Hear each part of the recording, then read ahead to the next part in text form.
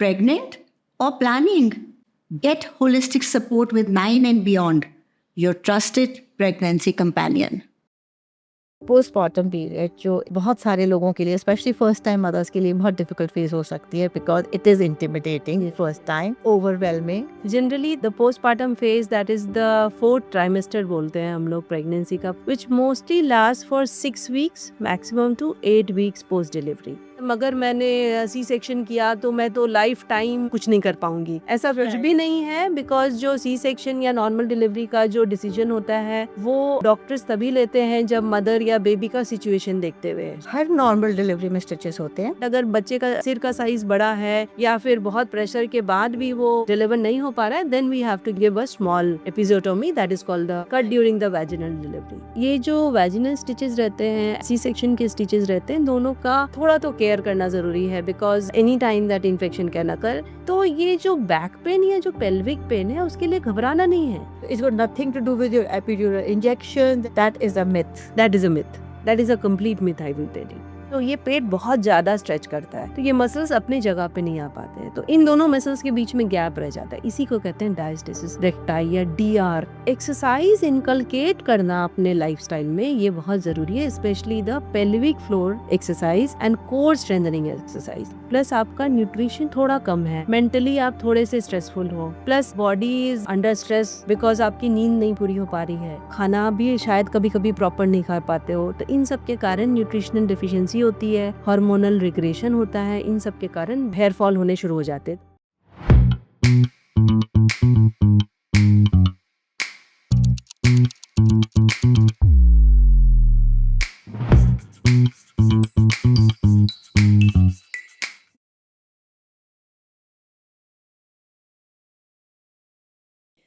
Hello and namaste. Once again, your friend, guide, whatever you feel by now, I am to you all. And of course, I'm always very happy to be here, bringing you experts from all over, ताकि आपकी इस pre-pregnancy, planning pregnancy, pregnancy journey, post-pregnancy journey, motherhood journey, whatever you want to call it, we want it to be informed, full of wisdom, full of knowledge, ताकि आप जो भी अपने लिए decision लें, क्योंकि ये बहुत बहुत लाइफ के इम्पॉर्टेंट डिसीजंस होते हैं. सो हमारी ये इच्छा है कि आप बहुत वाइज डिसीजन लें, एंड उसके लिए वी आर ब्लेस्ड कि all the experts we have work पहले भी, they come again on a platform, ताकि वो आपके साथ वो नॉलेज शेयर कर सके जो आपकी इस लाइफ को जितना इजी और ब्यूटीफुल बना सके, बनाएं.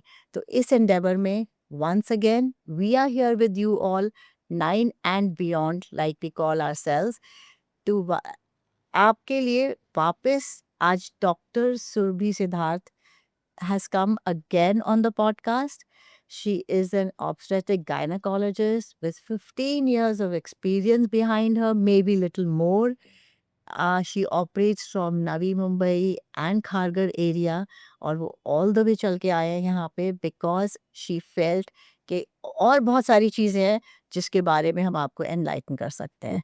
Her field of specialty, as mentioned last time in the podcast, is high risk pregnancies, जिसके ऊपर उन्होंने बात करी थी पिछली बारी, plus complex pregnancies, PCODs, infertility issue, minimal invasive surgeries, बहुत कुछ, let's say बहुत कुछ.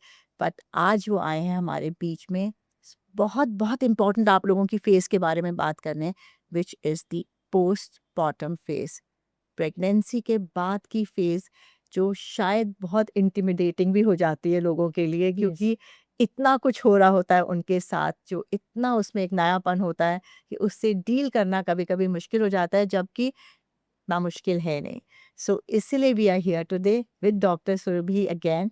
Thank you so much for your valuable time. आप अपने आप को पुल करके इतनी दूर आते हो ताकि आप हमारे ऑडियंस को, हमारी ग्रुप को इतना कुछ सिखा सको. उसके लिए we are very very grateful to you, doctor. Thank you so much for being here. Thank you so much for calling me here, and I'm here for the second time. And I just love this 9 and Beyond podcast because it is spreading good knowledge amongst all the females who can take care of their gynec health, who can take care of their health during the pregnancy, who can take care of their health post pregnancy. So I am also feeling privileged to be on this platform. I have to Thank you say so that much. आप देख रहे हैं, she is so compassionate by nature towards her patient relationship, her basically women healthcare issue, and that is the reason ये इतना कुछ contribute करता है इसमें. And this is what is the extended part of you, which is what humbles us, so that we can carry आप जैसे लोगों के messages to the world. Yes, thank you so much. So it's a privilege कि आप यहाँ पे हो आज हमारे साथ. So डॉक्टर, आज जैसे आपने सजेस्ट करा कि पोस्टमार्टम पीरियड जो एक बहुत बहुत सारे लोगों के लिए, स्पेशली फर्स्ट टाइम मदर्स के लिए बहुत डिफिकल्ट फेज हो सकती है, because it is intimidating Yes, first yes, time, yes. Overwhelming, because it suddenly पूरी दुनिया बदल जाती है, right? Absolutely. Keeping this in mind कि ये एक वो टाइम है जो बॉडी को रिकवरी में लेके जाता है. सो आपकी नज़र में ये वाली जो फेज होती है, ये इसकी इम्पोर्टेंस, सेकेंडली कितना टाइम लगता है बॉडी को रिकवर करने में, and whether it is the same amount of time which your normal delivery takes और योर सी सेक्शन टेक्स. आप प्लीज इस बारे में बताइए. So first of all, as I would like to say कि ये जो postpartum journey होती क्या है? Yeah. Generally the postpartum phase, that is the fourth trimester बोलते हैं हम लोग pregnancy का fourth trimester, which mostly lasts for 6 weeks maximum to 8 weeks post delivery. Okay. And जो 9 month ऑफ जो हमारी प्रेगनेंसी जर्नी होती है, इसमें हमारी फैमिली, हमारे जो पार्टनर होते हैं, lot of friends, everybody is involve in this. And post partum, post delivery, the women is under going so much change after her delivery in her body, physically, mentally, emotionally, कि उन दिनों उनको supports, उनको extra precautions, extra nutrition लेना बहुत ज़रूरी है. जी. So during postpartum, it is very important for a woman to realize that just now she has delivered and she will take some time to regain her norms, like to regain her normal self. जी. Because अभी एक दिन पहले वो खुद से चल पा रही थी, खुद से हर काम कर पा रही थी, बट जब इधर उनकी नॉर्मल डिलीवरी हो या सी सेक्शन डिलीवरी हो, तो post delivery she is not in that phase to take care of herself as well as to take care of the baby itself. Right. So that is why a big support system is required. जी. So this, ये जो postpartum की जो journey होती है, postpartum यानी post delivery की जो जर्नी होती है, जनरली 6 weeks to 8 weeks की होती है. नॉर्मल डिलीवरी में जनरली थोड़ी रिकवरी थोड़ी फास्टर होती है, 3 weeks में लोग अपना काम खुद से कर पाते हैं. बट सी सेक्शन में बिकॉज द कट जो या फिर जो ऑपरेशन होता है वो टमी के ऊपर होता है, जी. तो थोड़ा उठना बैठना थोड़ा डिफिकल्ट होता है, थोड़ा careful, but like 1 more week extra. But हमारी पेशेंट्स काफ़ी परेशान रहती हैं ये सोच के कि मैडम अगर मैंने सी सेक्शन किया तो मैं तो लाइफ टाइम कुछ नहीं कर पाऊंगी. बट ऐसा कुछ नहीं है, ऐसा कुछ Right. भी नहीं है, बिकॉज जो सी सेक्शन या नॉर्मल डिलीवरी का जो डिसीजन होता है वो डॉक्टर्स तभी लेते हैं जब मदर या बेबी का सिचुएशन देखते हुए, how her delivery is, how her pregnancy is, depending upon that only this postpartum Yeah. like the normal या सी सेक्शन का डिसीजन लिया जाए. तो जो नॉर्मल डिलीवरी होती है उसमें भी she is under going all the physical changes, like उसका जो लेबर प्रोसेस होता है उसमें उसके पेल्विक चेंजेस होते हैं, उसके बोनी चेंजेस होते हैं, then there are stitches also Right. in the normal delivery, there are stitches in the her normal delivery में स्टिचेस होते हैं. ओके. सो स्टिचेस जो नॉर्मल डिलीवरीज में होते हैं मोस्ट ऑफ द टाइम जो एपियोजोटोमी कहते हैं हम लोग इसको, जो जिसको कॉमन लैंग्वेज में छोटा ऑपरेशन कहते हैं. लोग कहते हैं कि मेरा छोटा ऑपरेशन हुआ था, तो जनरली जो एपियोजोटोमी रहता है that is a surgical cut that is given in the perineal area, so that is away from the anal area, so that जो जब हेड डिलीवरी हो रही है तो हमें उस एरिया को थोड़ा सा कट करते हैं सो दैट वो हेड आराम से निकल सके, सो दैट उस एरिया में कोई टेयर नहीं हो, स्पेशली द 3rd degree टेयर जिसमें कि वो पूरा एनल एरिया डैमेज हो सकता है. इसलिए ये अगर हम लोग गाइडेड अगर एक कट करें तो उसे सूचरिंग करना और उसकी हीलिंग होने में इजी हो जाता है, and it is comfortable for the patients also. So in order to prevent any extra tear in the perineal area, this episiotomy या फिर जो वेजिनल स्टिच रहते हैं वो ज़रूरी होती है. Yes.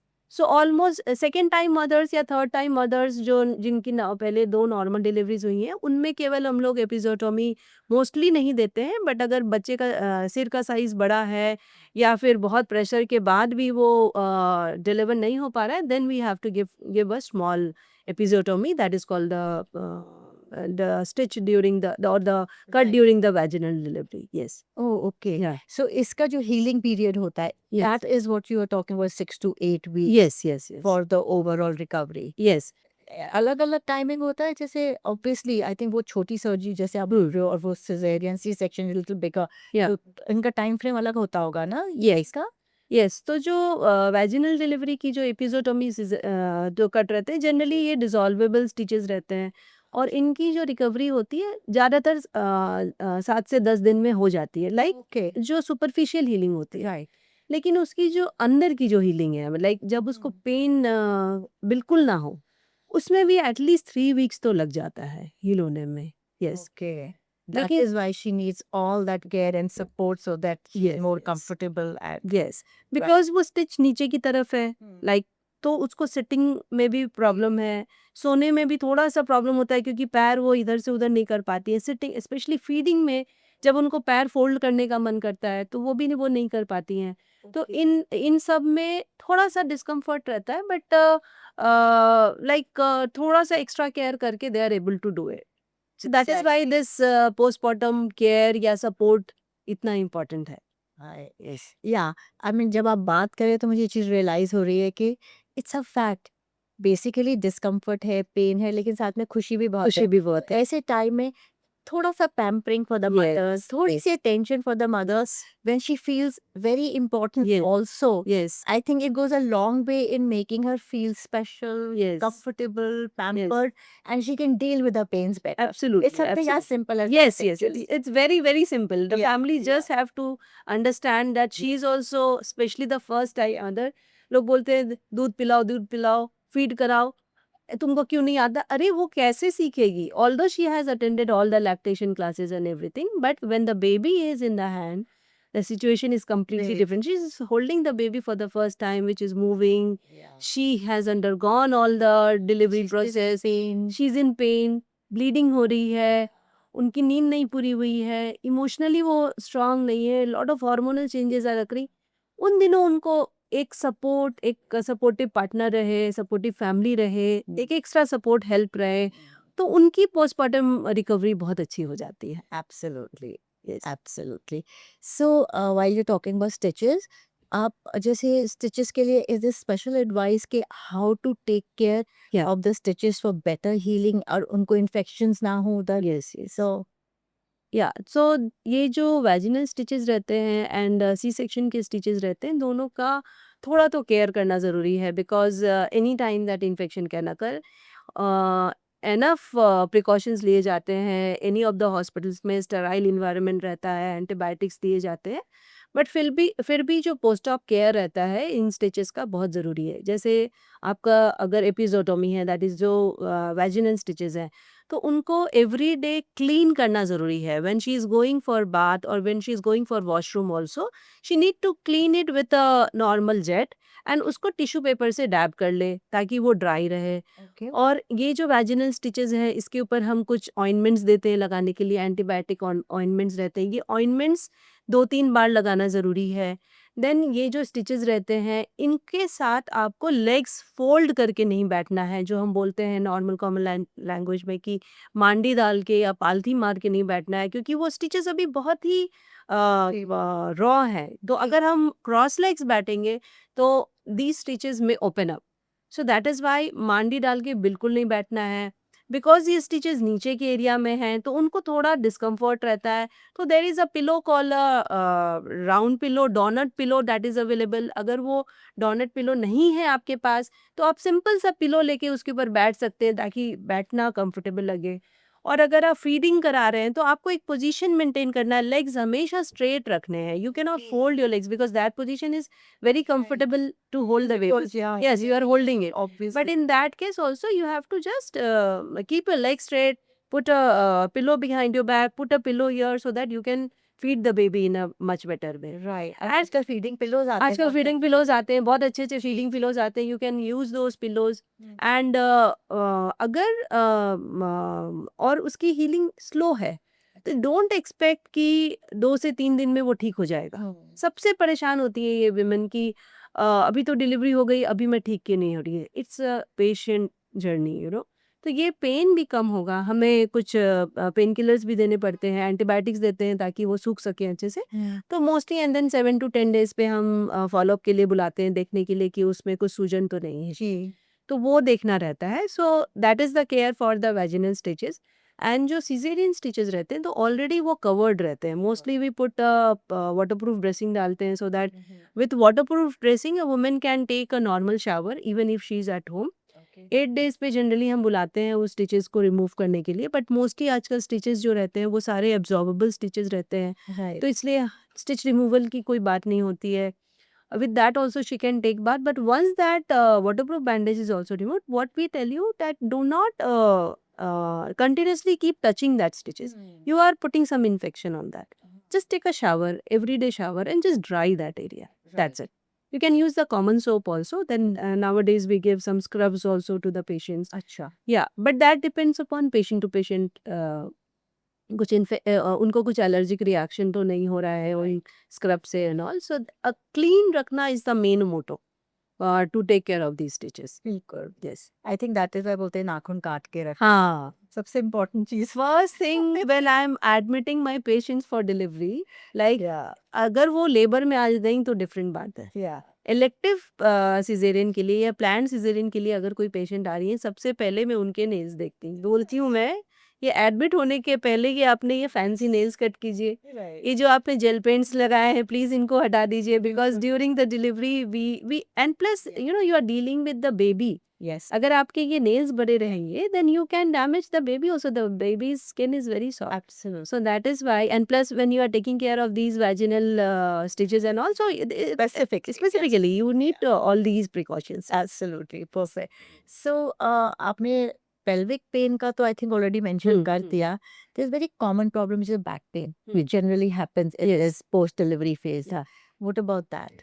Okay, so the back pain that they say that अभी ये women डरती हैं कि सी सेक्शन हो जाएगा तो मेरा बैक पेन लाइफ लॉन्ग रह जाएगा क्योंकि वो स्पाइनल इंजेक्शंस लगा देंगे. एपिड्यूरल लोग नहीं लेना चाहते हैं. आजकल पेनलेस डिलीवरी का इतना अच्छा हमारे पास मेथड्स हैं, रियली? तो they don't take these painless की बैक पेन हो जाएगा. But I would say anybody who is pregnant and who is delivering normally और वेजिनली. Okay, so जो भी प्रेग्नेंट है, what is happening that there is stretching of these pelvic floor muscles. या. So आपके जो pelvic bones है वो stretch हो रहे हैं, अंदर के लिगामेंट स्ट्रेच हो रहे हैं, और एंड प्लस आपके जो बैक बोन है, बैक मसल्स हैं, एब्डोमिनल मसल्स है, ये सब स्ट्रेच हो रहे हैं. जब डिलीवरी हो गई, इवन जब नॉर्मल डिलीवरी हुई, तो the baby is passing through that pelvic और the birth canal. It is damaging lot of portions, right? Right. It is such a big baby, almost 3 kg ka baby, 3.2, 3.5 kg baby. It's the mother is pushing.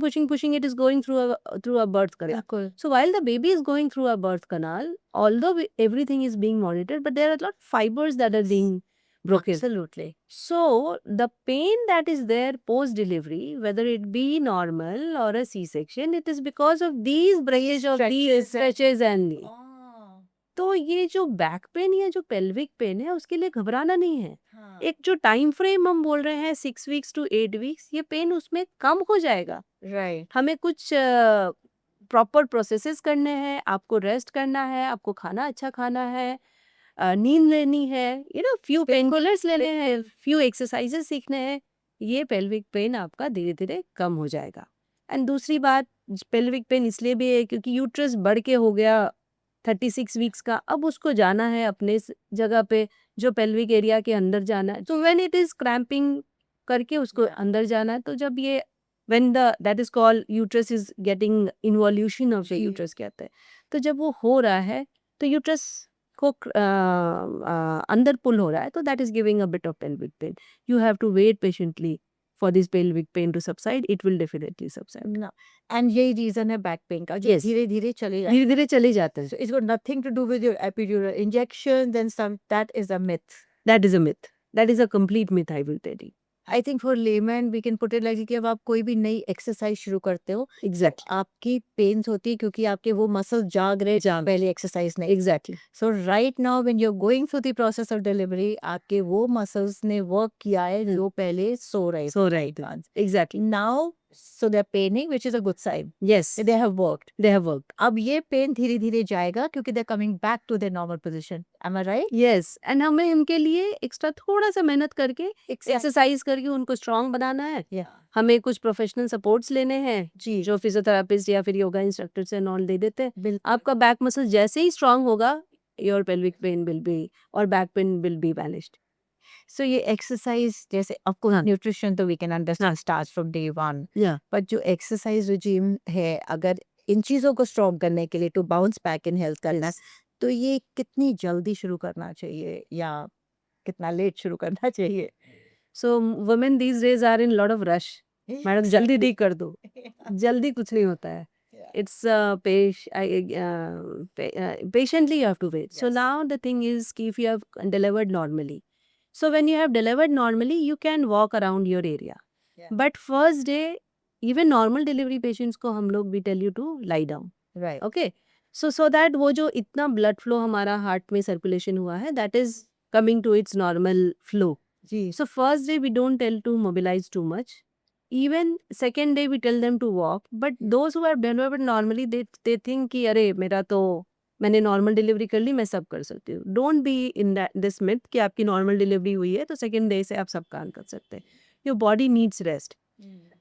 But still there are few exercises, जैसे कि आप bed पे बैठ के अपने leg movements कर सकते हैं, शोल्डर मूवमेंट्स कर सकते हैं, लाइक कीगल्स एक्सरसाइज कर सकते हैं. जी. हाँ, लाइट एक्सरसाइजेज जो कि हम हॉस्पिटल स्टे में ही सिखा देते हैं. राइट. ये छोटे छोटे मूवमेंट्स आप नॉर्मल डिलीवरी में सेकेंड डे से स्टार्ट कर सकते हैं, डिपेंडिंग आपका कंडीशन कैसा है, बिल्कुल. ब्लीडिंग कैसी है, आपको कोई ब्लड प्रेशर तो नहीं है. बहुत सारी कंडीशंस होती हैं. आपका मेडिकल कंडीशन देखते हुए हम आपको नॉर्मल डिलीवरी के बाद वाले लाइट एक्सरसाइज, जी. और वॉक भी करना है तो 5 मिनट वॉक करना है ताकि आपका मसल्स एक्टिव हो सके. इवन जब सिजेरियन डिलीवरी होता है, आजकल का ज़माना है एराज का, जिसमें कि अर्ली रिकवरी सिस्टम होती है, ओके. जिसमें हम आपको 6 घंटे में ही उठा के वॉक कराना चाहते हैं ताकि आपका बॉडी मोबिलाइज हो जाए. एंड आप जितना मोबिलाइज होंगे उतना blood flow to the heart, to the other organs थोड़ा बेटर होगा. राइट. एंड इसलिए मोबिलाइजेशन तो हम आपको even in the C section delivery हम सेकेंड डे तक तो कर ही देते हैं. ओके. जहाँ तक रही वॉक की बात, एक 5-5 मिनट का वॉक हम ज़रूर बोलते हैं हर 2 घंटे पर करो second day onwards. Okay. But एक जो होती है प्रॉपर एक्सरसाइज वाली फील, तो वो नॉर्मल डिलीवरी में भी एटलीस्ट 10 डेज के बाद ही कर सकते हैं. Like full fledged exercise 6 weeks के बाद करनी चाहिए. 6 वीक्स के बाद full fledged exercise, specially in a C section. But जो वॉकिंग प्रोसेस है, ये आप आफ्टर 1 वीक एक 5-10 मिनट्स का वॉक इन योर रूम कर सकते हैं, सो दैट आपका जो कोर मसल्स होते हैं ना, वो एक्टिवेट होने शुरू हो जी. जाते हैं. बहुत दिन तक कंटिन्यूसली सोते नहीं रहना है, हमें उन मसल्स को थोड़ा सा जगाना है, बिल्कुल. वर्क कराना है. एब्सोल्युटली. या तब तो आपने एक वर्ड मेंशन करा था, लोकिया. या राइट. या ये क्या चीज़ है? मैंने तो पहली बार सुना. या सो लोकिया तो एकदम से मेडिकल वर्ड है फॉर दोज डिस्चार्जेस जो हमारे पोस्ट डिलीवरी जो कहते हैं. तो हमारी वुमेन कहती है मैडम हमें पीरियड्स आ रहे हैं, तो ये पीरियड्स उनके बारे उनका कॉमन लैंग्वेज है, और हमारा जो मेडिकल टर्म है उसे लोकिया कहते हैं. तो लोकिया होता क्या है? लोकिया जो आपका ब्लड फ्लो है, म्यूकस है, आपके एंडोमेट्रियल लाइनिंग या जो यूट्रस की जो लाइनिंग है वो जो शेड हो रहे हैं, उनका मिक्स है, इसे लोकिया कहते हैं. ओके. तो लोकिया का डिफरेंट स्टेजेस होता है, जैसे लोकिया रुब्रा होता है, देन सेरोसा होता है, देन अल्बा होता है. तो एक वीक के 3 फेज होते हैं. अच्छा. तो जो फर्स्ट 1 वीक रहता है जो लोकिया का, तो उसमें क्या होता है, वो रेड कलर का होता है क्योंकि जो ब्लीडिंग होती है वो रेड कलर की होती है. फिर वो सीरस हो जाता है, मतलब थोड़ा सा वो येलोइश टाइप का हो जाएगा. फिर नेक्स्ट 1 वीक में यानी लास्ट 3rd वीक में वो वाइट कलर का के डिस्चार्ज जैसा होता है। तो बेसिकली 3 वीक्स तक जो लोकिया रहता है ये इसको हम नॉर्मल मानते हैं। But these are all like theoretical things कि 3 वीक्स तक ही रहेगा। It can go for 4 weeks also. Okay. तो अगर 4 वीक के बाद भी आपको थोड़ा थोड़ा रेड डिस्चार्ज हो रहा है तो उसके लिए परेशान बिल्कुल नहीं होना है। लोग हमारे पास आते हैं, मैडम ये 4 वीक हो गया है डिलीवरी का, अभी तक मुझे रेड डिस्चार्ज हो रहा है। That is fine, your uterus is shedding slowly okay. Until unless इसमें हैवी ब्लीडिंग हो जाए, मतलब क्लॉट्स बड़े बड़े आने लगाए और या उसमें फॉल स्मेलिंग होने लगे, मतलब बहुत ही गंदा सा स्मेल आने लगे, या फिर कुछ कलर बहुत ज़्यादा चेंज हो जाए, जब तक हमें लोकिया के बारे में परेशान नहीं होना है। ओके। तो even if it goes up to 6 weeks 7 weeks परेशानी होला अनलेस यू सेड कि यस एक्सेसिव हो, हम्म। कलर चेंज हो जाए और it start smelling, yes yes then is the time to turn for medical help. Yes then is the time की turn for the medical help. Yes, okay. Hmm. So, uh, postpartum recovery may, like you're mentioning, are there some medicines and vitamins and supplements which are recommended or no? Yes yes so postpartum delivery में recovery में medicine का बहुत role है, क्योंकि अगर pen हो रहा है आपको, हमें पेन किलर नहीं देंगे, you will not be able to get up also. Okay, so like you need painkillers, you need antibiotics जी। to heal those stitch lines. You need ointments for the healing, and also sometimes हमें sedatives भी देने पड़ते हैं क्योंकि mothers को नींद नहीं आती है। Very very rarely बहुत देने पड़ते हैं, but mostly painkillers तो हमें देने पड़ते हैं। न्यूट्रिशन का बहुत इम्पोर्टेंट है कि एक अच्छा न्यूट्रिशन होना, न्यूट्रिशनल सप्लीमेंट जिसमें protein diet, calcium supplements, iron supplements, zinc supplements, vitamin C supplements, जी। ये अच्छा अगर आप सप्लीमेंट्स दे रहे हैं तो उनकी रिकवरी बहुत अच्छी होती है। तो nutritional requirement is too much post delivery. या न्यूट्रिशन रिक्वायरमेंट घर का खाना plus the supplements yes yes yes okay घर का खाना plus supplement. Supplements it's not only कि दवा नहीं खाना है, जी जी इट्स नॉट लाइक दैट, या यू नीड एडिशनल। आपको आपका घर के बॉडी खाने में अगर सफिशिएंट नहीं मिल रहा है या बॉडी नहीं एब्जॉर्ब कर पा रही किसी वजह से so you need the yes yes you need this right yes. okay prenatal yoga diet and emotional care for every mom to be. Type hi on WhatsApp and we'll guide you.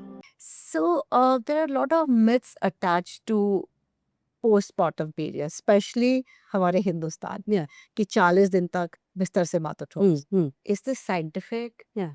Logical? Okay, so ये जो 40 दिन तक बिस्तर से मत उठो वाली बात है, वो तो we don't agree in the medical fraternity. Right. Like we our criteria is mobilise as soon as possible, right? क्योंकि एक चीज होती है डीप वेन थ्रोम्बोसिस कहते हैं उसको, डीवीटी कहते हैं। ये जो होता है ब्लड क्लॉट जमने के कारण हो जाता है, हार्ट में जला जाता है, thrombus. So the thing is bed से नहीं उठना, ऐसा नहीं होना चाहिए। देखिए पुराने जमाने में, आई respect all the Yes. Things that is being followed since ages. अब क्या होता था कि पहले की वुमेन बहुत ज़्यादा काम करती थी, अगर वो उठने लगे तो उनको सारे काम उनके ऊपर आ जाएंगे। बिल्कुल। प्लस उस समय ना ही एंटीबायोटिक्स थे, ना ही पेन किलर्स था, तो वो rest was a different phase उनको करना रहता था। आज की वुमेन वो कर ही नहीं सकती और ना ही करती है। तो इट इज़ ऑलवेज गुड कि 40 डेज का रेस्ट फेज होना चाहिए। That I always say that is 40 days is the 6 weeks that we are talking. जी। सो बट ये बिल्कुल नहीं उठना, बेड रेस्ट नहीं। बेड रेस्ट नहीं होना चाहिए। Got it. There should be rest, there should be Yes. Rest. The newer generation girls they don't do rest at all. तो इसलिए रेस्ट होना जरूरी है। When the baby is sleeping, rest. When you are not doing anything, rest. Rest means lie down. Right. Your heart needs rest, your muscles needs rest. अगर caesarean हुआ है तो आपके जो हीलिंग वाले मसल्स है उसको भी रेस्ट चाहिए। Right. तो वो रेस्ट करना है, लेकिन बेड रेस्ट ये 40 दिन से बेड से उठना नहीं है, ऐसा नहीं होना चाहिए। The women, the core muscles को भी थोड़े थोड़े एक्टिव होने हैं, नहीं तो वो सब Yeah. सो जाएंगे। आपने जैसे पुराने ज़माने की बात करी, सो बड़ी छोटी सी एग्जांपल है कि पुराने ज़माने में अगर उनको टॉयलेट भी जाना हाँ। होता तो उसके लिए बेसिक वॉक करके थोड़ा आगे तक जाना हाँ पड़ता हाँ हाँ, जो आज attach that is what I am telling. Yes, exactly so उस जमाने में भी ये वॉक हो रही थी हो रही थी। Exact yes yes so yes, one has to be mindful कि ये रेस्टफुल फेज ऑफ लाइफ है, yes, bed rest Bed rest की life में. Exactly. do not be, because अभी क्या है ना, every girl who is getting pregnant, they are involved in so many, that I tell always, that they feel very restricted हाँ. being at home for 40 days. But वो कैसे भी करके ना 3 वीक तो निकालना है, जी. 3 वीक्स मिनिमम घर पे. और अगर बाहर जाना भी है घूमने तो एक 3 वीक्स to 4 वीक्स के बाद ही जाना है, जी. इन्फेक्शन ना हो. That is the main that thing. Is the main thing. या. बाहर का So- खाना खाएंगे, पेट खराब हो सकता है, आपकी हीलिंग खराब हो सकती है. बाहर घूमने जाएंगे, मॉल जाएंगे, उनको जुकाम हो सकता है, फिर वो स्टिचेस जो है वो इन्फेक्ट हो सकते हैं. तो रिकवरी फेज थोड़ी सी प्रोलॉन्ग्ड हो सकती है. एंड देन अगर आप कॉफ कोल्ड हो गया तो आपकी रिकवरी थोड़ी सी तो प्रोलॉन्ग्ड हो जाएगी. That will be Absolutely. Yeah, I would really want to tell this here कि of course podcast में आप ही जैसे लोगों से ये sentences है जिसको मैं pearls of wisdom बोलती हूँ कि ये जो जर्नी है पेरेंटहुड की, ये एक भक्ति है. इसके लिए शक्ति चाहिए. यस. दैट इज वाई बोलते हैं ना कि प्रेगनेंसी को प्लान करिए, अपने माइंड और बॉडी को प्रिपेयर करिए. अगर आप माइंड एंड बॉडी से प्रिपेयर्ड हैं इस जर्नी में जाने के लिए, yes. Yes. Then you will not be restless Yes. Step out. Exactly है ना? एग्जैक्टली. क्योंकि this becomes part of your mindset, Yes, your yes. Attitude. Yes. So इसको पहले सही रास्ते Yes, पे yes. लाइए, एग्जैक्टली प्रिपेयर होइए मेंटली कि ये ऐसे ही है. ऐसे ही है. Yes. और आई वुड से दैट जो हमारे फीमेल्स हैं, लेडीज़ हैं, वो अपना प्रेगनेंसी जर्नी उन्होंने बहुत यूट्यूब देख लिए, बहुत स्टडीज़ कर लिए. पोस्टमार्टम कैसे होना है ये उन्होंने स्टडी नहीं किया, तो उन्हें बहुत रेस्टलेसनेस हो जाता है कि अरे मैं क्यों सोऊं, I can do this, I can do that, I can. उनके खैर मैटरनिटी लीव्स तो सबको मिल जाते हैं, उसके अलावा बहुत सारे काम उनको नजर आने लगते पर हैं. उनको आदत नहीं है आदत नहीं है ना रेस्ट बैठने करने की. की, लीव लेने की. सो that is Yeah, I think it's very important to slow down Slow down. this period. Slow down. Yes, yes. बिल्कुल, बिल्कुल. So ये बहुत बहुत जरूरी है. भक्ति, शक्ति. Yes. Remember these two code Yes, words yes. for this parental journey, right? yes. So one more thing, like जैसे आपने लोकाई बोला, I think हमने शायद last time भी mention किया था, but diastasis recti. Yeah. Am I right? Yeah, as this is ये क्या है? Yeah. And how is this to be tackled with? Okay. So हमारे 2 मसल्स होते हैं जिसको रेक्टस एब्डोमिनस कहते हैं. तो ये दोनों साइड से दोनों मसल्स रहते हैं और बीच में एक होता है लीनिया एल्बा. तो ये जो प्रेगनेंसी होती है तो ये स्ट्रेच कर रहा है पूरा हमारा टमी, राइट. तो ये जो रेक्टस एब्डोमिनस मसल्स है वो भी स्ट्रेच कर रहे हैं. और यहाँ पर बीच में एक है लीनिया एल्बा, तो इधर ये पूरा गैप हो जाता है. तो डायस्टेसिस रेक्टाई में क्या होता है कि द गैप बिटवीन दोनों साइड के जो मसल्स होते हैं ना वो 2 फिंगर से जब ज्यादा हो जाए, अच्छा. मतलब जनरली प्रेगनेंसी के स्ट्रेचिंग के कारण, पेट के स्ट्रेचिंग के कारण आपका मसल्स अपार्ट आ रहा है, राइट. तो जब और पोस्ट डिलीवरी ये वापस श्रिंक कर जाता है. बिल्कुल. But there are some people जैसे ओबीज हैं अगर, या फिर अगर वो मोर देन 35 हैं, उनके कोर मसल्स टाइट नहीं है, या उनकी ट्विन प्रेगनेंसी है, या बेबी बहुत बड़ा रहा है, बेबी साइज बड़ा था, डायबिटिक मदर्स जिनमें ऑलमोस्ट 3.8 kg की, तो ये पेट बहुत ज़्यादा स्ट्रेच करता है, तो ये मसल्स अपनी जगह पे नहीं आ पाते हैं. तो इन दोनों मसल्स के बीच में गैप रह जाता है, इसी को कहते हैं डायस्टेसिस रेक्टाई या DR कहते हैं, राइट. सो जब ये गैप 2 फिंगर से बड़ा रहता है, ज़्यादा रहता है, तो ये हमेशा ऐसे रह जाता है. तो there is a like sagging of this muscles, right. तो कितना भी हम मसल्स का टाइटनिंग एक्सरसाइजेस करें, ये अपनी जगह पे थोड़ा कम जा पाता है. ओके. तो that gap between 2 rectus muscles we call it as diastasis recti. Okay. Yeah.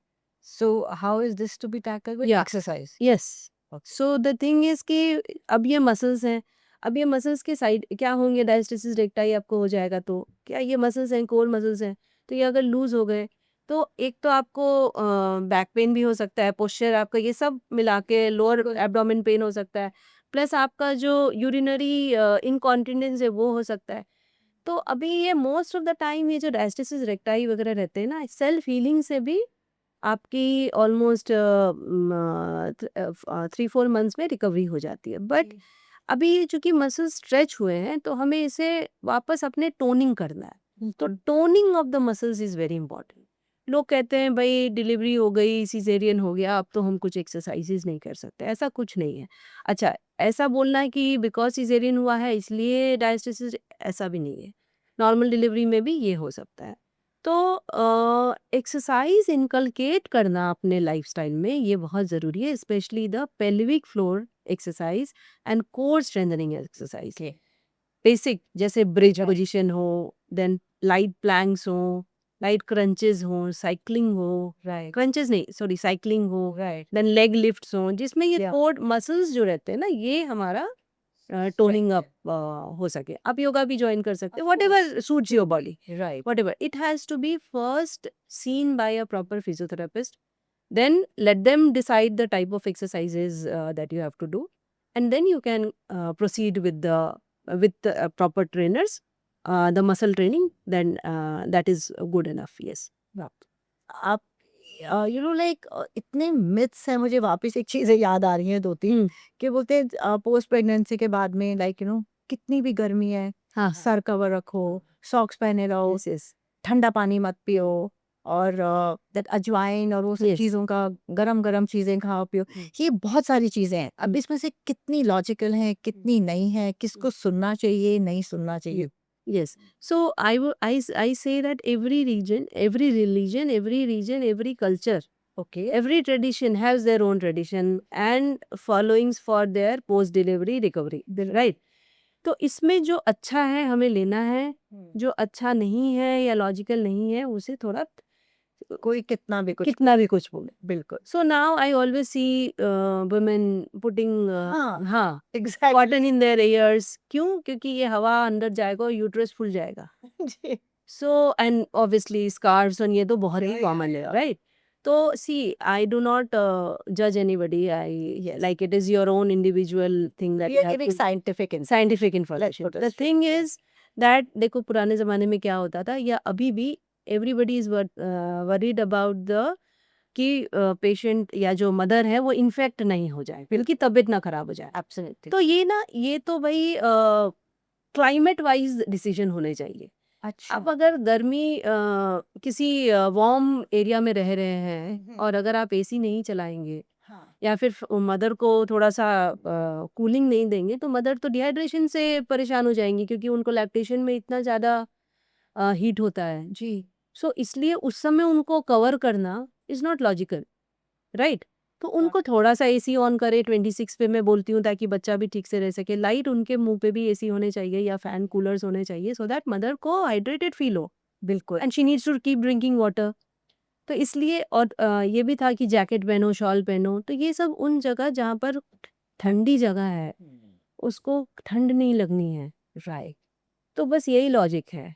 This is the logic जो मुझे समझ में आता है। सॉक्स इसलिए नहीं पहनो ताकि फ्लोर ठंडा है यस तो सॉक्स पहनो, फ्लोर ठंडा नहीं है तो भाई बिना सॉक्स के भी काम चल जाएगा। राइट बट या जो बेसिक नीड्स हैं कि भाई कपड़े अच्छे से पहनो, बहुत पतले कपड़े मत पहनो, अपने आप को वार्म रखो, ठंडा खाना मत खाओ ताकि लाइक डाइजेशन डाइजेशन प्रॉब्लम ना हो एंड देन आपका कॉफ कोल्ड ना हो जाए, जी है ना? तो ये इन चीज़ों की का ध्यान रखना चाहिए। बाकी देखो जहाँ तक आपने बताया अजवाइन पानी, दैट इज़ गुड इनफ, हाँ दैट इज़ गुड। फॉर लैक्ट डाइजेशन के लिए, लैक्टेशन के लिए jeera water I always tell them पियो, क्योंकि जो मदर्स हमारी स्पेशली जिनका सी सेक्शन हुआ है वो they are mostly lying down. तो अगर वो कंटिन्यूसली लाइंग डाउन है तो उनको डाइजेशन में भी प्रॉब्लम है।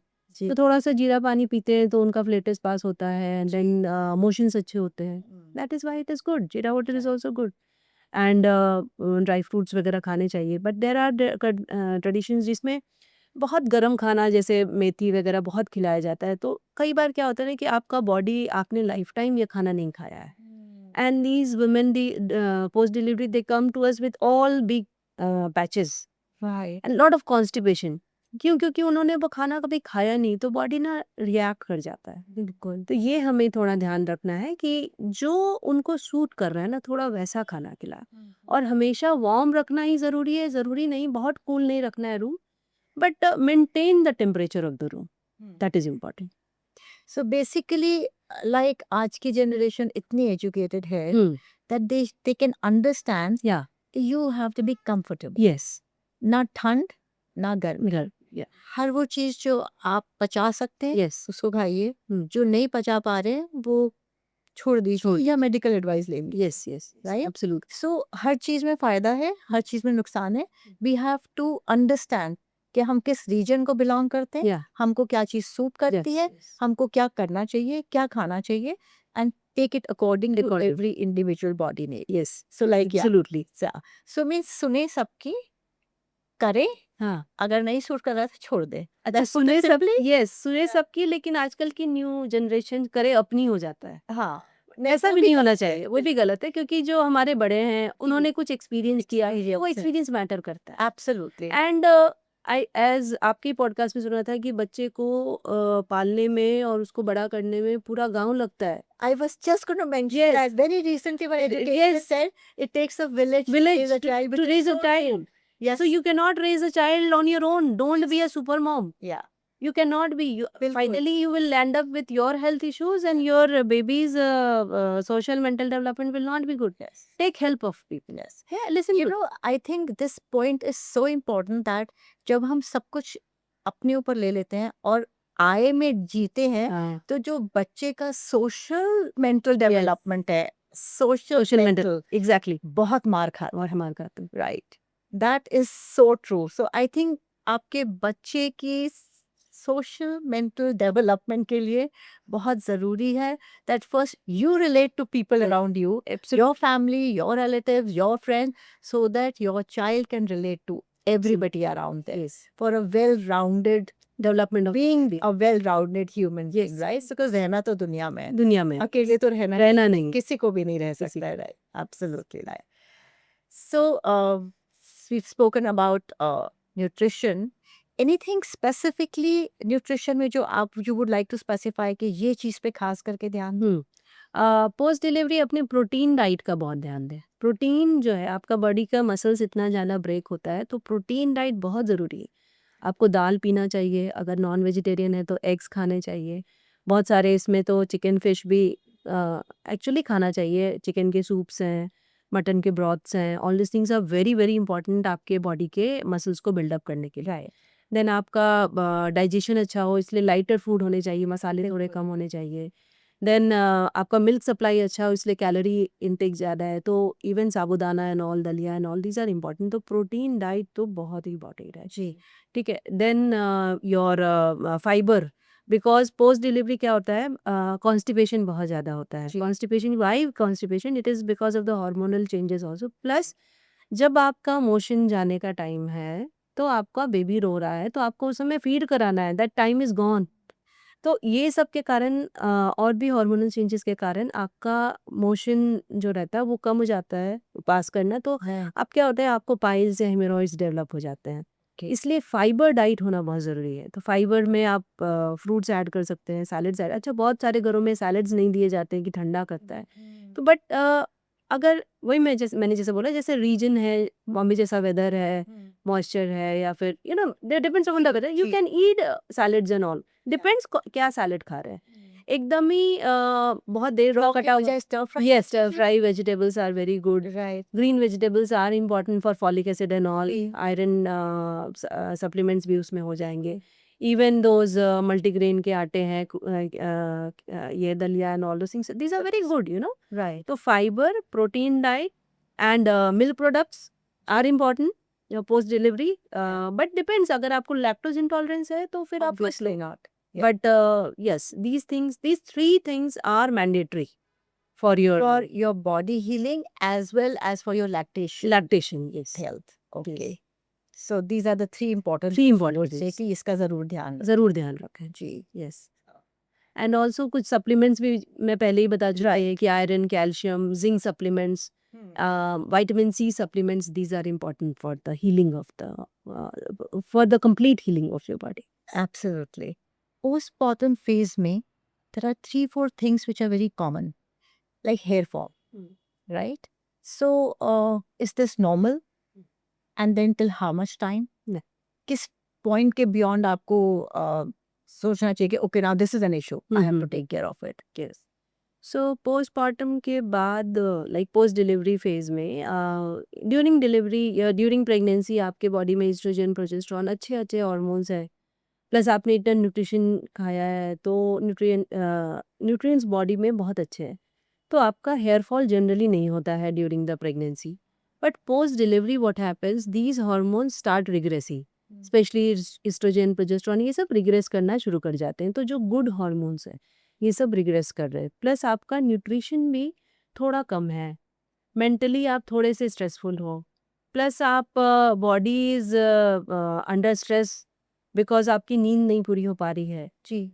तो इन सब के कारण आप खाना भी शायद कभी कभी प्रॉपर नहीं खा पाते हो, तो इन सब के कारण न्यूट्रिशनल डिफिशिएंसी होती है, हार्मोनल रिग्रेशन होता है. इन सब के कारण बाद में लाइक जनरली आफ्टर 6 वीक्स ये हेयर फॉल होने शुरू हो जाते हैं, तो काफ़ी होते हैं, Right. Which is very common. Post 2 months के बाद तो काफ़ी हेयर फॉल होते हैं, टिल ऑलमोस्ट 6 मंथ्स पोस्टपार्टम आपका हेयर फॉल काफ़ी होता है. अच्छा. हाँ, एंड दिस ये सबको होता सब है. ऑलमोस्ट सबको होता है, ऑलमोस्ट सबको होता है, मतलब बोलूँ कि 95% ऑफ द फीमेल्स को होता है. तो अब इसे टैकल भी करना है हमें, तो क्या कहते हैं हम कि आपका जो न्यूट्रिशन है वो अगर हेयर फॉल बहुत ज़्यादा हो रहा है, सब जगह बाल बिखरे पड़े हैं, then obviously you will have to take care कि आप डर्मेटोलॉजिस्ट को मिले एंड अपने न्यूट्रिशन का ख्याल रखें. इवन पोस्ट डिलीवरी हम लोग फॉलिक एसिड का टैबलेट या फिर biotin supplements and iron supplements we tell you to take for at least 6 months post delivery, so that ये सप्लीमेंट्स आपके पास हो. Still people like ladies they come to me telling that madam इतना लेने के बाद भी हेयर फॉल हो रहा है. तो reason is simple, regression of the pregnancy, good pregnancy hormones. अच्छा. तो वो हार्मोनल चेंजेस के कारण आपका हेयर फॉल है. Accepted, maybe after 6 months post delivery अगर ज़्यादा हो रहा है, meet your dermatologist for the further treatment. Okay. But अगर चारों तरफ बाल गिर रहे हैं, so that's a symptom that you need to turn for Yeah, more yeah. medical help, more medical. even within those 6 Yes, months. yes, yes. Okay. That's basically this. That basically है. So, what about the periods? ये कब get normal हो जाते हैं? हाँ, after the postpartum. Okay, सो क्या है कि ये पीरियड्स भी थोड़े पर्सन टू पर्सन वैरी करते हैं. सो व्हाट वी से जो ब्रेस्ट फीडिंग वाले हमारे हार्मोन्स होते हैं, जो प्रोलैक्टिन हार्मोन रहते हैं, ये आपके पीरियड को डिले करते हैं. तो we say till the time you are breast feeding you may not get period. तो ब्रेस्ट फीडिंग का फेज अगर 1 साल का है तो शायद आपको 1 साल तक भी पीरियड नहीं आएगा, और कभी कभी 6 महीने तक भी पीरियड नहीं आता है. तो अगर 6 महीने या 1 साल तक पीरियड ना आए तो इसे एबनॉर्मल ना समझे, it can be normal also, but there is a clause. The thing is कि अगर 6 मंथ्स तक पीरियड नहीं आता है, लोग अभी देखिए सेक्सुअली एक्टिव हो जाते हैं, जी. कभी पीरियड उनको नहीं आया तो उनको रियलाइज़ नहीं होता है कि पीरियड नहीं आया, दे में बिकम प्रेग्नेंट ऑल्सो. तो उस चीज़ का वो हम अलग से बात करेंगे कि ये क्या है. तो पहले ये बात कर लें कि पीरियड कब आएंगे.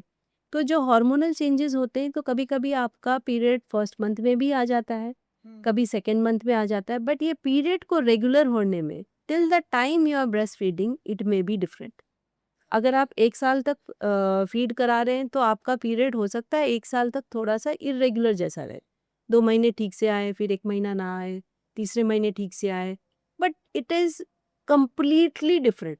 Okay. एनी फेज लाइक 1 महीने आए, 2 महीने आए, तीसरे महीने नहीं आए, 6 महीने नहीं आए, एकदम पर्सन टू पर्सन वेरी करता है. If you are breast feeding, Okay. If you are not breast feeding, कई मदर्स हैं जो कि 2-3 महीने के बाद उनका ब्रेस्ट फीडिंग नहीं हो पाता है, कंप्लीटली स्टॉप कर देती है. जी. तो उन केसेस में 3 मंथ्स के बाद उनका पीरियड अनदर 2-3 मंथ्स में रेगुलर हो जाएगा. नॉर्मल हो जाएगा, हम्म. रेगुलर हो जाएगा, until unless they have gain too much of weight, या फिर उनको कुछ थायराइड का इश्यूज है, या फिर वो बहुत ही लेथार्ज मतलब एक्सरसाइज नहीं कर पा रहे हैं. तो ये सब रीज़न है कि उनके पीरियड्स इरेगुलर हो सकते हैं.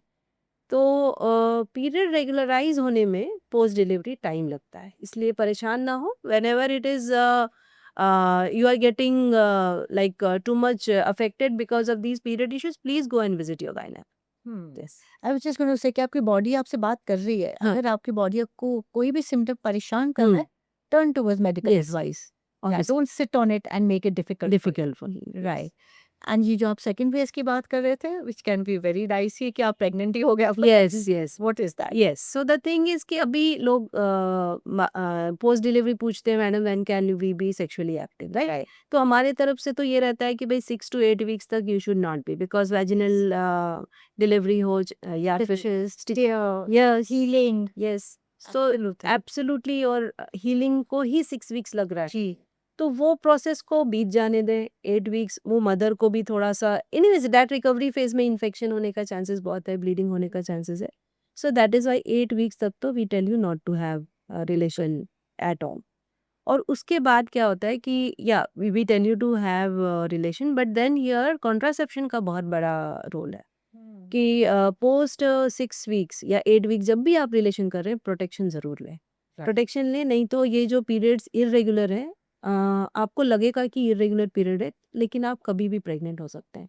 लोग हमारे पास आते हैं 5 months pregnant and they don't know and the baby starts kicking inside then they start कि अरे ये मूवमेंट क्या हो रहा है then they do a sonography and they are 5 months pregnant and the other baby the newborn is only 5 5 6 months 6 months maybe या 7 month तो अब ये 5 month हो चुका है तो इसको तो कैरी करना ही है there is no option so there was a lady who use to do lot of gym कि मेरा टमी क्यों नहीं हो रहा है कम क्यों नहीं हो रहा है and she came to me at 24 weeks so although कितना भी समझाने के बाद कि आपका पीरियड अब ये कॉन्ट्रासेप्शन का ध्यान दे people are coming to us तो if you are becoming sexually active post delivery please take precaution there are many methods वो अलग ही ब्रांच है बहुत सारे मेथड्स हैं तो always visit the gynaec take their help but ये सब मिस्टेक ना करें तो ज़्यादा बेटर है बाकी तो गलतियाँ सबसे होती है एब्सोल्युटली सो आपने जैसे बोला कि you know sometimes the stomach is not going in it's called mom pooch I think Yeah. right so ये क्या है and how to take care of it and I also believe कि postpartum में कभी कभी losing weight is not as easy as it was earlier before you got pregnant so what about that सो जैसे आपने बोला ये मॉम पूछ क्या होता है कि ये जो टमी का जो राउंडिंग एंड सैगिंग जो होता है उसको जी। कहते हैं अच्छा तो जो हमने बात की कि ये डीआर जो डायस्टेसिस रेक्टाई है तो हाँ। ये भी इसका ही पार्ट रहता है ये टमी जाना हमारा बहुत डिफिकल्ट होता है जी। तो the women they always madam ये पार्ट ही नहीं जा रहा है I am working so hard right so now weight loss post delivery तो obviously it is challenging first of all your mobility we say as I say that okay 1 week मतलब I guide my patient 1 week में ये कर सकते हो 2 weeks में ये कर सकते हो from 6 weeks you can go for walks so that आपका proper abdominal core exercises होना शुरू हो सके सो डिफ़िकल्टी इसलिए भी होती है एक तो आपके हार्मोनल चेंजेस हैं there are lot of hunger जो हार्मोन्स रहते हैं तो वो आपको आपका लैक्टेशन के कारण आपको इतनी भूख लगती है कि आप बहुत सारा जो भी कुछ मिलता है वो खा लेते हैं जी तो जो भी पड़ा because you are so hungry इसलिए घर पे राइट फूड रखना बहुत ज़रूरी है ताकि आपका कैलोरी इनटेक इतना ज़्यादा नहीं हो जाए कि आपका वो फैट कन्वर्शन में कन्वर्ट हो जाए right and you keep gaining lot of weight देखिए अपने इंडियन ट्रेडिशन में है कि लोगों को पोस्ट डिलीवरी बहुत मीठा खिलाते हैं हाँ तो दैट इज़ इम्पॉर्टेंट बट आपको कैलोरी काउंट थोड़ा तो रखना पड़ेगा जरूर। Specially 8 weeks post delivery right plus दूसरी बात है कि मदर्स जो हैं they are not able to sleep properly तो उनको वो एक्सरसाइज करने का स्टैमिना ही नहीं रहता है जी प्लस कई लोग तो मेंटली थोड़े से यू नो ईट हो जा फटीग्ड हो जाते हैं plus there are postpartum blues जिसमें उन पे उठ के करने का मन नहीं करता है तो इन केसेस इन सब के कारण एक तो ये like they are not getting the motivation to go for the exercises and lose wait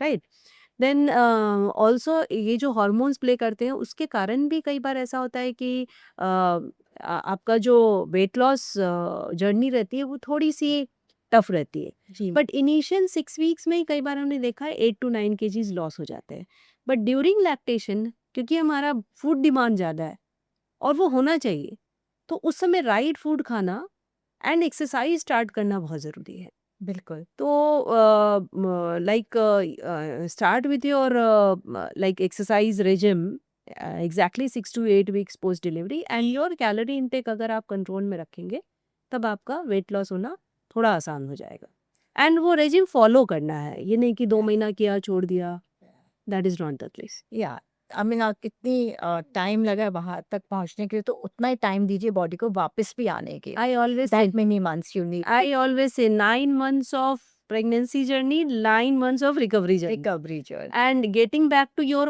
own shape exactly Yes. takes 9 months absolutely, post delivery. बिल्कुल बिल्कुल, क्योंकि बॉडी को एक प्रोसेस प्रोसेस चाहिए। या it's not a quick fix at all like. And feeding के लिए कई मदर्स इसलिए भी बोलती मतलब कई लोगों ने इसलिए भी छोड़ा है फीड, हमने देखा है कि उनको खाना बहुत खाना पड़ता है, फिर वो वेट गेन हो जाएगा and all those things, you no.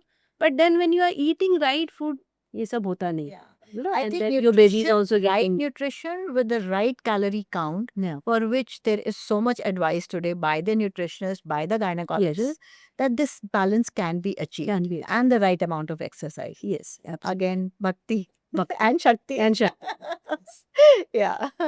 Prenatal yoga, diet, and emotional care for every mom to be.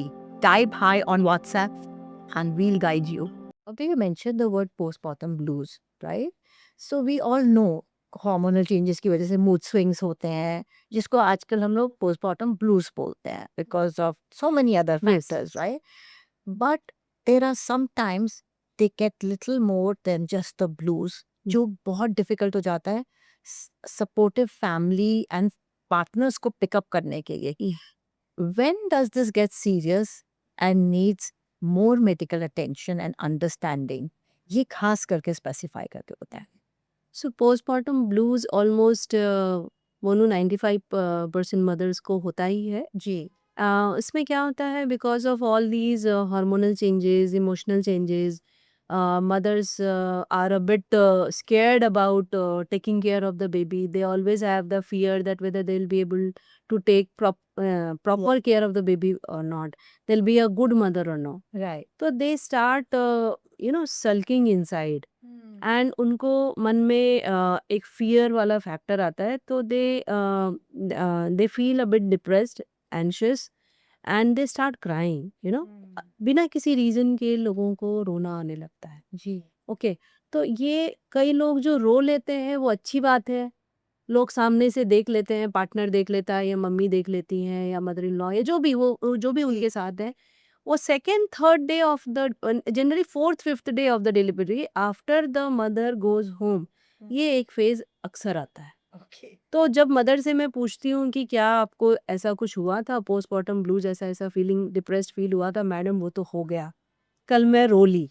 हाँ। That is good, the somebody जो आपके सामने था उसने देख लिया कि आपको बहुत एंजाइटी हो रही है, उसको बेबी को कैसे पकड़ना है, बेबी को फीड प्रॉपर मिला कि नहीं, क्या she is getting enough supply to feed the baby. She always feels कि हमें बेस्ट देना है बेबी के पास, बेबी को। तो इस चीज में वो अंदर ही अंदर थोड़ा सा क्या बोलूं, घुलते चली जाती हैं, उनको लगता है कि सब कुछ सही हो रहा है कि नहीं मेरे तरफ से। तो there are few mothers who do not speak too much, या फिर उनका she is strong and she needs to be strong and सब कुछ Super. पुट करना है, हाँ। एंड या फिर पार्टनर सपोर्ट बहुत अच्छा नहीं है या फिर फैमिली सपोर्ट बहुत अच्छा नहीं है, तो उसमें वो मदर ना ओपन अप नहीं कर पाती। तो जब ऐसा लगे कि वो मदर हर बार बच्चे को लेने में डर रही हैं, उनकी नींद पूरी नहीं हो रही है, हेडेक्स बहुत हो रहे हैं, खाना नहीं खा पा रही है, नौशिया ज़्यादा हो रहा है, देखो इनके मेडिकल रीजंस भी होते हैं, बट उनका घबराहट, पाल्पिटेशन ज़्यादा हो रहा है, तो ये कंडीशन जब होता है जनरली 1 वीक पोस्ट डिलीवरी ये सब होना शुरू हो जाता है। ओके। तो every time you will give the baby, no बच्चा गिर जाएगा, no I may not be doing good to the baby, then this is the condition. ये पोस्टमार्टम ब्लू, एंजाइटी, डिप्रेशन से बढ़ रहा है ये, ओके। तो पोस्टमार्टम साइकोसिस की तरफ जाता है। जनरली ये साइकोसिस तो बहुत ही एक्सट्रीम लेवल हो जाता है, बट डिप्रेशन में भी वुमेन कीप स्लीपिंग, या फिर उनको या तो वो सोते रहेंगी या फिर वो उनको नींद ही नहीं आएगी, रात रात भर जागे रहेगी, रात रात भर जागे रहेंगी। एंड बच्चे को भी होल्ड करने में उनको थोड़ा डर लगता रहता है कि नहीं मैं नहीं कर पाऊंगी, आप करो, आप पकड़ो, आप पकड़ो। एंशियसनेस जब आप अपने पार्टनर का देख रहे हैं या अपनी डॉटर का देख रहे हैं, अपने सिस्टर का देख रहे हैं, she may not speak up कि मुझे कुछ हो रहा है. When you are seeing that she is so anxious holding the baby, taking care of the baby, please go and meet her gynecologist first, because most of the gynecologists are connected to these counselors. All the hospitals have these counselors around who will talk to the mother कि आपको problem क्या है. Right. Then there are counseling sessions. There are light sedators given to the mother. That light anxiety pills that are safe during the breastfeeding. These are given to the mothers. Then they are able to overcome this. But अगर ये हम इसका ध्यान ना रखें तो माँ को suicidal tendencies भी हो जाती है. They just want to run away from the situation. Specially ये मैंने देखा है कि अगर जिनको कभी अर्ली इयर्स में कभी एंजाइटी इश्यूज या फिर कभी सम प्रॉब्लम्स रहे हैं, उनको ये सब थोड़ा ज़्यादा होता है. But there are few women जिनको कभी कोई प्रॉब्लम नहीं हुआ है, and maybe they were always perfectionist in their work, Exactly. then getting involved with such a situation which is not in their hand, they feel restless. So ऐसे condition में partner support, family support और जानना, और जान के आपको, हम जब पार्टनर से भी पूछते हैं कि क्या इनको प्रॉब्लम, नहीं नहीं ये सब प्रॉब्लम इनको नहीं है, do you need a psychological support, नहीं नहीं ये सब हमें नहीं चाहिए. क्यों नहीं चाहिए? When you are coming to me for a gynecological support, why can't you go to a counselor for a psychological help? Absolutely.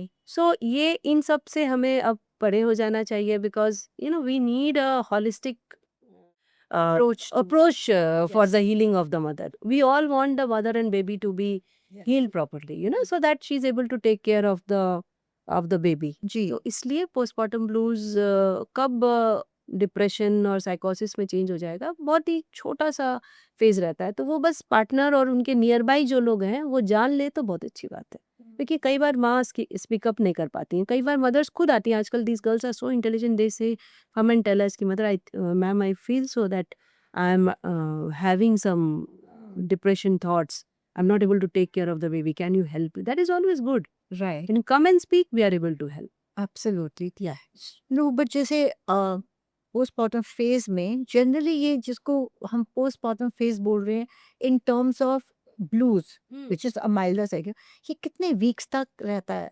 Generally 4 week, first 4 weeks में ही रहता है. Right. Yes, And then it automatically disappears. So if after 4 weeks it is still persisting, you start paying attention to yourself, start listening to your thoughts कि आप क्या सोच रहे हो, recognize करो इन symptoms को. Yes, And absolutely. अगर आपके supportive लोग इसको pick up नहीं कर रहे हैं, speak up Yes, you have to. either to your medical expert or to whoever you're To close to. whoever, Somebody, you have to speak up. Yes, yeah, so that it doesn't get serious. yes, Right?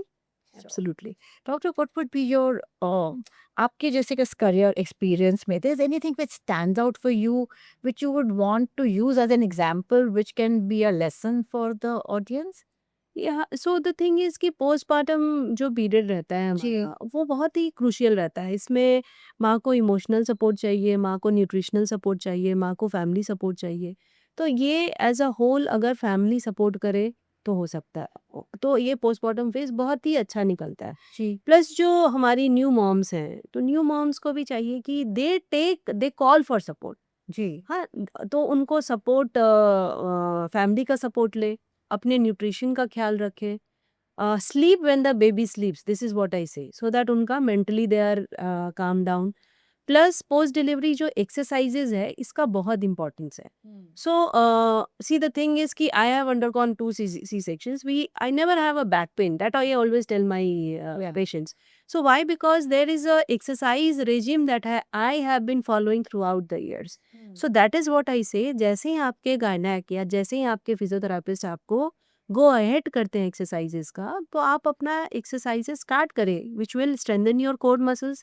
ना ही आपको urinary leak होगा, ना ही आपको uterus prolapse होगा, back pains नहीं होंगे, you will be in shape, you will feel good. So इसलिए एक्सरसाइज, मेंटल कामनेस, मेडिटेशन, इन सब का बहुत रोल है in your post delivery recovery. जी. So always take this into consideration. 6 weeks में तो जो रिकवरी हो रही है. After that also always take care of your health by having supplements, exercise well every day 30 minutes is important 15 to 30 minutes of exercise कैसे भी करके वो समय निकालना है स्पेशली जब बच्चे छोटे होते टाइम नहीं निकलता है उस बच्चे को बगल में सुलाना है कुछ यूट्यूब करना है आजकल ऑनलाइन बहुत सारे चैनल्स हैं जिसमें एक्सरसाइजेज है उन सब का हेल्प लेना है लोगों को हेल्प के लिए बुलाना है मेड्स रखने हैं कैसे भी करके अपना ख्याल भी रखना है because it is not just 5 months journey it's a long journey it's a big project lifelong journey long journey. so take care of yourself and take care of your And baby take care also lifelong, because in this lifelong journey you need this strength lifelong. lifelong So yes. take all these tools also lifelong. Yes, yes. Nothing is temporary and a quick fix. Yes. Right. Perfect, Aisa. That's lovely. So when you're talking about this gap, diastasis recti है या back pain है या आपका pelvic pain है ये सब इससे मुझे एक बात बताइए there is something called postpartum belt. Am I right? Yeah. So what exactly is this belt? Because honestly उस हमारे टाइम में मैंने इतना नहीं सुना था except for in certain communities जो शायद जहाँ पे साड़ी बांधते थे या दुपट्टा बांधते थे right so how important is this what exactly is this ये कब से यूज करना शुरू करना चाहिए कितने दिन तक यूज करना चाहिए और इसके क्या बेनिफिट्स है is this related to these issues yes okay so the thing is कि ये जो आपने अच्छा बोला कि ये जो हमारी साड़ी बांधती थी लड़की so that was sort of उनका कहना था कि पेट ना निकल जाए इसलिए वो साड़ी बांधती थी right but what I feel कि उनका लॉजिक बहुत सही था भले वो बोले कि ये पेट कम करने के लिए उन्होंने दिया बट उन्होंने ये एब्डोमिनल मसल्स को सपोर्ट करने के लिए दिया राइट कि तो एब्डोमिनल मसल्स जो होते हैं हमारे जो पोस्ट डिलीवरी बढ़ जाते हैं तो इनको अगर हम बहुत ज़्यादा अभी जैसे ही डिलीवरी हुई है स्पेशली जब सी सेक्शन हुआ है तो ये मसल्स हमारे बहुत टेंडर हैं जी बहुत ही दे नीड हीलिंग तो when we are giving this belt specially C section में तो हम सेकेंड डे से ही ये बेल्ट दे देते हैं ओह रियली A2 से- despite the yes. Stitches here okay so those belts but वो हम थोड़ा मेजर करके देते हैं कि लाइक क्या है एब्डोमिनल गर्थ और क्या वो स्टिच लाइन पे बहुत ज़्यादा जोर तो नहीं कर रहा है अच्छा क्या कॉन्सेप्ट क्या है कि जब वो वुमेन उठेंगी तो सबसे पहले सी सेक्शन में तो हम बोलते हैं सामने से नहीं उठना है ताकि ये मसल्स पे प्रेशर ना पड़े बिल्कुल तो जब वो लाइट बेल्ट लगा के रहेंगी तो वो उनका एक पोस्चर मेंटेन होगा राइट एंड प्लस वो बेल्ट लगा के भी हम साइड टर्न करके उठने बैठ बोलते हैं तो जब इन मसल्स पे थोड़ा सा जोर नहीं पड़ेगा तो उनकी हीलिंग बेटर होगी specially in a C section plus normal delivery में भी क्या हुआ है कि ये जो रेक्टस एब्डोमिनस मसल्स हैं इसके ऊपर काफ़ी जोर पड़ा है so when we are giving a bit of support to the support by a belt then अंदर का जो इडमा या फिर स्वेलिंग वगैरह रहती है वो थोड़ा सा कम होने लगता है जी। So that is why day 2 से नॉर्मल डिलीवरी वाले भी ये बेल्ट लगा सकते हैं सी सेक्शन में तो हम कंपलसरी सेकेंड डे से ही बेल्ट देते हैं ओके तो ये बेल्ट उनको वॉक करने में सपोर्ट करता है बिकॉज अगर आप सी सेक्शन वुमेन को कभी वॉक करते हुए देखेंगी तो वो हमेशा थोड़ा सा झुक के वॉक करती है क्योंकि उनको लगता है कि अगर वो सीधा वॉक करेंगी तो कुछ हो जाएगा so when we are giving this abdominal belt it is holding the these muscles tight so she is able to maintain the erect position posture so that उनका बैक पेन भी कम हो तो ये बैक पेन जो delivery में हमने specially normal delivery में जो प्रेशर लगा है बैक पे उसको भी सपोर्ट मिल जाता है तो ये पूरा पेल्विक एरिया जो हमारा ड्यूरिंग प्रेगनेंसी वर्क हुआ है ड्यूरिंग डिलीवरी जो वर्क हुआ है सो वो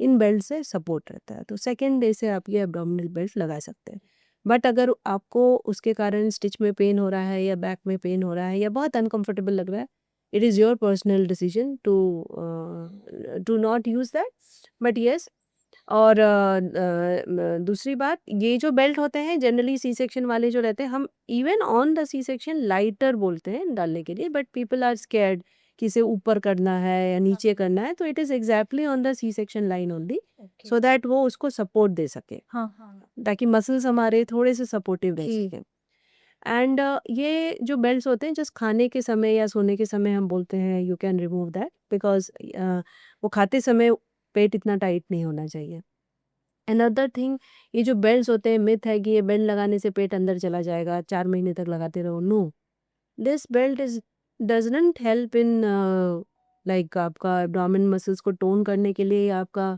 वेट लॉस करने के लिए नहीं है अच्छा this is just to support the muscles right and back muscles during the process of this recovery, that is first 4 weeks. That's it. That's it.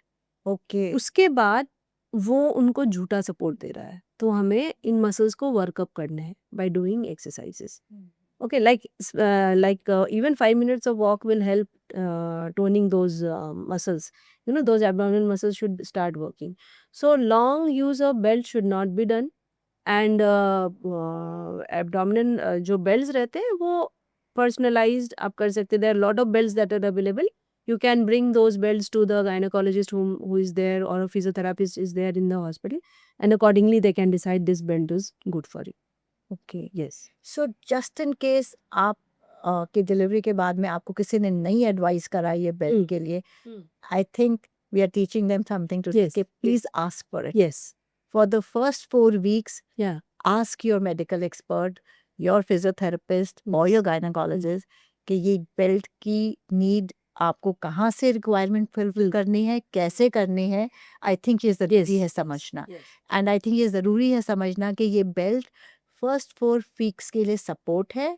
उसके बाद ये डिपेंडेंसी हो जाएगी, जैसे वॉकिंग स्टिक पे अब Yes. हमारी आदत ही खत्म हो गई आदत ही- बिना yes, वॉकिंग exactly. के चलने की, Exactly. और ये उन्हीं मसल्स को वीक कर देगी. Yes. M I right? Yes. सो इसका यूज भी है और ये मिसयूज भी हो सकती है. Yes. So we have to use it very very wisely, but I think it's a good thing that it is available now, because मुझे पहले ध्यान नहीं आता है हम लोगों के टाइम में कि it was that easily available or spoken about. Yes. And Yeah. but लोग Yeah, वो try करते ट्राई कर देते हैं. try इसलिए करते महाराष्ट्र मालिश में तो वाले ऑलमोस्ट एवरी मालिश वाली, बट वो कुछ ज्यादा ही टाइट कर देते Yeah, हैं. exactly. During especially C-section वालों को we don't Yeah. tell them to use those Absolutely. tight बिल्कुल. sarees and all. बिल्कुल. नॉर्मल डिलीवरी या they can do, not an issue, but even जो थोड़े ओबीज होते हैं ना, उनमें बेल्ट यूज नहीं हो पाता है साइज के कारण. सॉर्ट ऑफ ओबीज उनमें ये साड़ियाँ बांधना थोड़ा बेटर है. पर उसकी टेक्निक Techniques, फिजियोथेरेपिस्ट से फिजियोथेरेपी सीखनी से चाहिए. यार थोड़ा सा लाइटर होना चाहिए ताकि जी. जस्ट सपोर्ट रहे, बिकॉज अदरवाइज वहाँ पर सीरस फ्लूइड वगैरह जमने लगता है. So Absolutely. That is why these supportive belts are important. Final word of advice for them, anything like जो आप एंड में कहना चाहेंगे कि जिसका सब लोगों को ध्यान रखना चाहिए. See I always say stay positive, think positive. कभी मत सोचो कि मैं ये नहीं कर पा रही हूँ, मेरे से नहीं होगा, कैसे होगा. नहीं होगा, क्यों नहीं होगा. हर चीज़ होता है. You will be able to do it. Always think positive and think that you will be able to do it.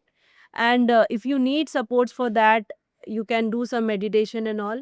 And by doing as I always say, exercise is the rule. You know, you have to and obviously follow your gynec who is there to help you always. Yes, absolutely. Thank you so much, Dr. Surbhi, for being here today. And I think आज का session was again full of wisdom. छोटी छोटी चीज़ें हैं.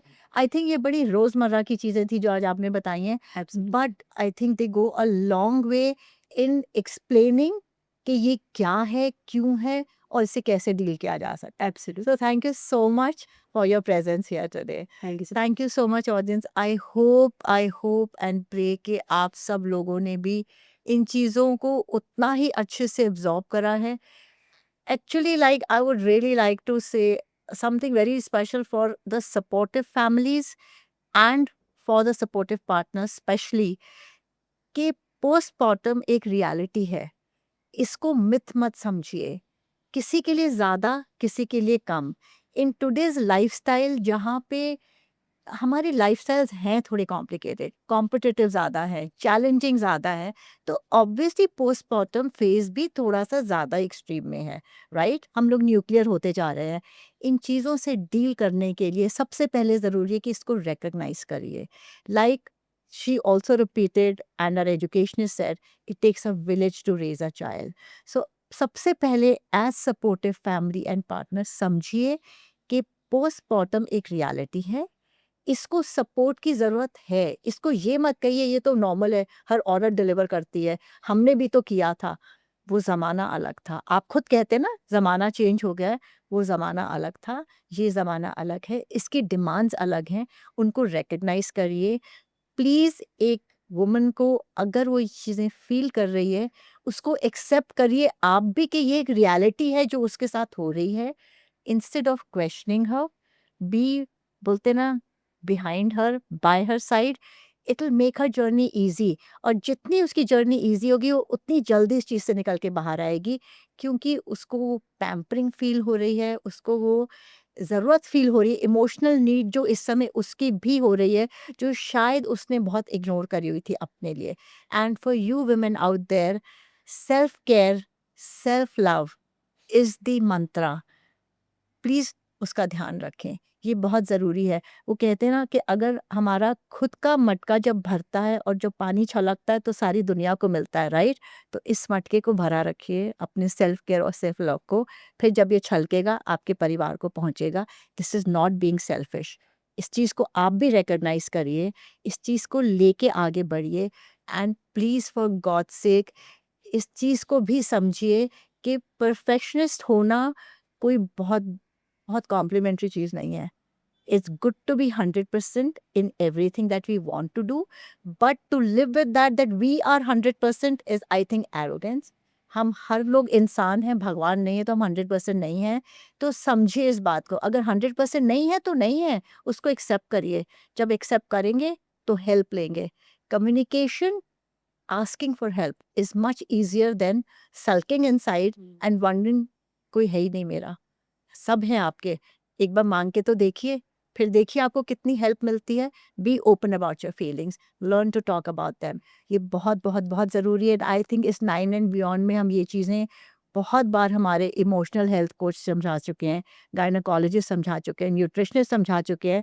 हर इंसान same चीज़ बोलता है, and everything is interconnected, which I think 9 and Beyond has been able to convey, that your emotional health is connected to your physical health, is connected to your holistic health, is connected to your nutritional health. ये सब dots हैं, ये जो join करते हैं तो एक complete picture मिलती है। So please learn to join the dots, be kind to yourself, help yourself, and फिर देखिए life is not that difficult. हर चीज़ को लाइटली लीजिए, learn to flow with the tide, everything will fall in place. Have faith, move on. We are always there to help you. कभी भी कोई सवाल हो, कोई डाउट हो, please feel free to ask us. We will feel privilege कि आपने हमको इतना अपना समझा और हम आपकी हेल्प कर सकते हैं।